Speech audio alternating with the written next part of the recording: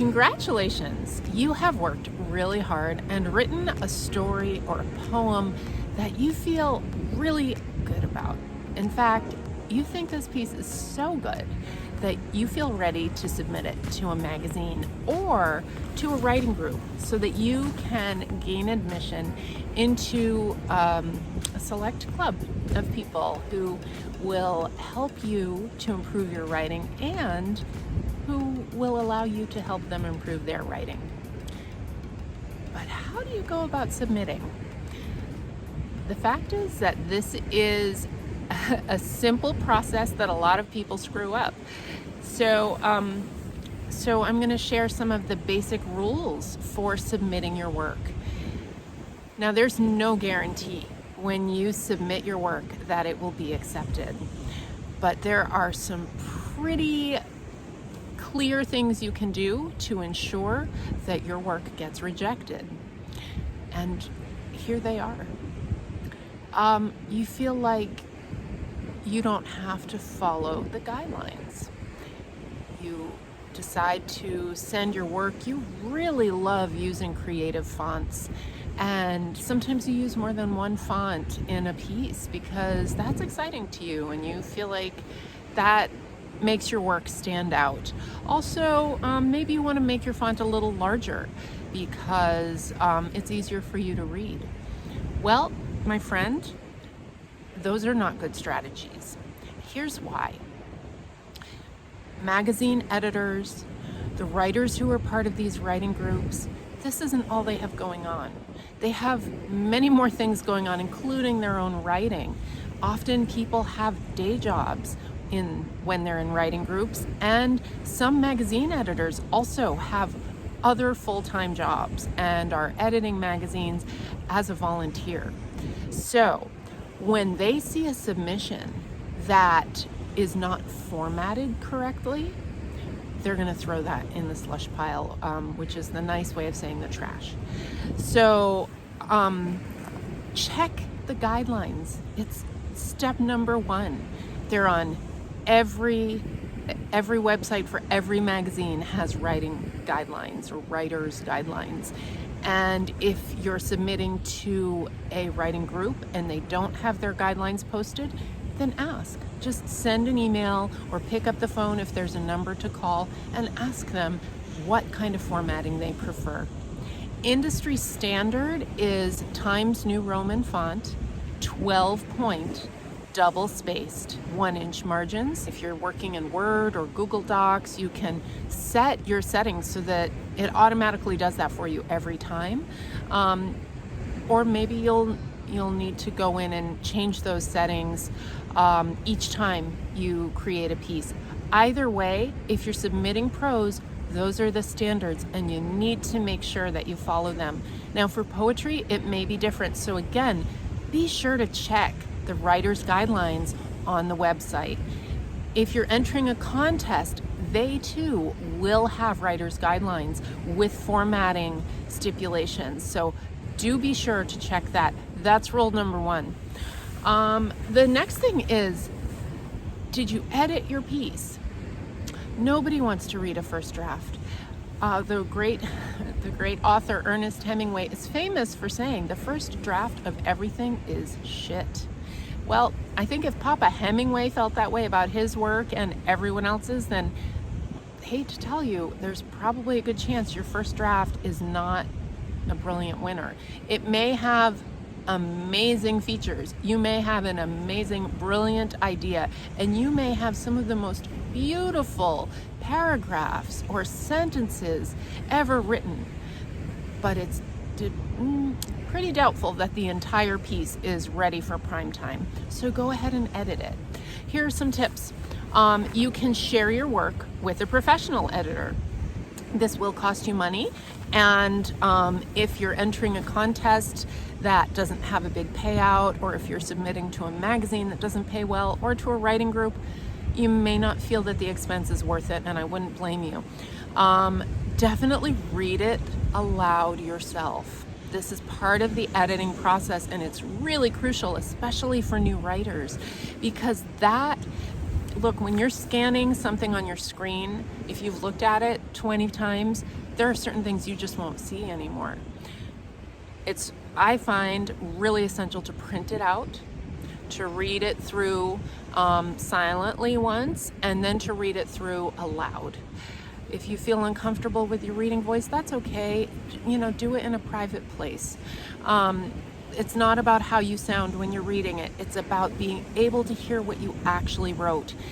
And also being able to hear, sometimes you'll misread something. So your sentence might say, he ran into the ocean exuberantly. That might be what's on the page, but then when you read it aloud, you might accidentally read, he ran into the ocean waves exuberantly. You might add that word waves. Now, that may not seem like much, but actually sometimes our brains kind of, when we read aloud, they actually tell us how it would sound better. So that's an opportunity to be like, oh, maybe I'll add the word waves. Or you might have on the page, he ran into the ocean waves exuberantly. Well, obviously you don't want two thes in a row. And so that might be what's on the page, but then when you go to read it aloud, you might drop one of the thes and then realize, oh, that there are two there, I need to drop one. So reading aloud is important. It's also great because if you have dialogue in your work, it helps you hear where your dialogue sounds natural or where it really doesn't. And that gives you an opportunity to change that before you submit the work. The other thing, so that's for self-editing. There are also tools that are phenomenal. You can use your grammar and spell checking tool if you have Word. It's right in the program. I highly recommend that. But also Grammarly.com is a free online tool. They have a premium product for $99 a year, I think is the last price that I saw. And either way, putting your work into Grammarly will help you. It does not mean that you can just do everything that Grammarly says and assume that that's going to work. It's an AI. It's not human eyes. So there will be certain sentences that Grammarly doesn't understand. And so you do actually still have to read it and self-edit it yourself. But I do recommend Grammarly. Another one, it's more expensive, is called Pro Writing Aid. And I think their website is just prowritingaid.com, but you could Google it. That's what I use. I used to use Grammarly, and now I'm using Pro Writing Aid because it just syncs up better with the other writing tools that I'm using when I'm writing novels. But for short pieces, short submissions, Grammarly is awesome. So let's see, what have we said? Edit your work. Do some self-editing, use the tools. Follow the formatting guidelines. And be patient. It can take months for a magazine or a contest or even for a writing group to get back to you. This is not personal. It doesn't necessarily mean that they don't like your work. It most likely simply means that they're very busy and they have a lot of submissions. I used to run an event, a reading event, and compared to many magazines, we didn't get that many submissions, but we had 3 or 4 people on our editorial board at any one time. We each had full-time jobs. Someone else had kids as well as a full-time job. It was a lot to make the time to read all of the submissions that we had and actually pay attention to them. It's not like when you're just reading a story for your own enjoyment. When an editor or a writing group, when they're looking at your work, they're really paying close attention to how you tell the story, how you structured it, how you craft each sentence, and then they're talking about that with each other. So it's a 2 or 3 step process, and if they have a lot of submissions, especially if it's a contest, they may go through all the pieces once and then go through the ones that made it through the first cut. They may then read those again, and maybe there's a second cut. They've got to read them a third time. That's a lot of work. And they're not just looking at your piece. They're looking at many, maybe hundreds, maybe thousands of pieces. So be patient. Understand it will take time, and do not, this is a big one, do not follow up. Do not follow up with the magazine. Do not follow up with the contest.